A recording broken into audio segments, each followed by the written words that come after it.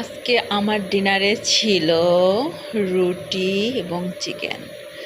আজকে আমি রুটিটা বানানো ট্রাই করেছিলাম একটু নান টাইপের, অতটা ফুলে নাই, কারণ আমি বেশিক্ষণ না ম্যারিনেটেড করে রাখতে পারি নাই। আমি ইস্ট দিছিলাম, বাট নানটা না অত বেশি ফুলে নাই। তবে খারাপও লাগে নাই খেতে, ভালোই লাগছিল খেতে। তো প্রথমে আমি পানি, ইস্ট, লবণ এবং আটা দিয়ে আধা ঘন্টার মতন রেখে দিয়েছিলাম। দেন আমি এইভাবে ফ্রাই করে নিলাম। তো মোটামুটি নানের মতনই হচ্ছিল। দেন আমি আমার গতকালে রান্না করা চিকেন ছিল, ওটার 2 পিস নিয়ে গরম করে নিলাম। তো নানের সাথে আমি চিকেন কারি ট্রাই করলাম।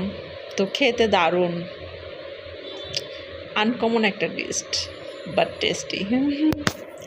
নিজের হাতে নান তৈরি করা আর কি না।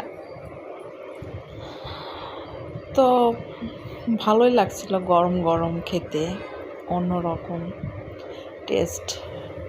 তবে ঝোল দিয়ে খেতে, মাংসের ঝোল দিয়ে খেতে খুব ভালো লাগছিল কি, অন্যরকম একটা অনুভূতি, নিজের হাতে বানানো নান রুটি। তো আমি এভাবে নান রুটি এর আগেও তৈরি করেছিলাম, বাট কেন জানি এই এত বেশি মানে কি বলে ফুলে না। বাট আজকেরটা একটু সামান্য অয়েল দিয়েছিলাম, বাট নিড মোর অয়েল। বেশি অয়েলি হলে আমার আবার ভালো লাগে না খেতে।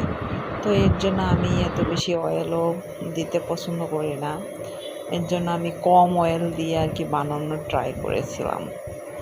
তো আমি ওইভাবে রুটি নান তৈরি করি মাঝে মধ্যে, যখন মন চায়।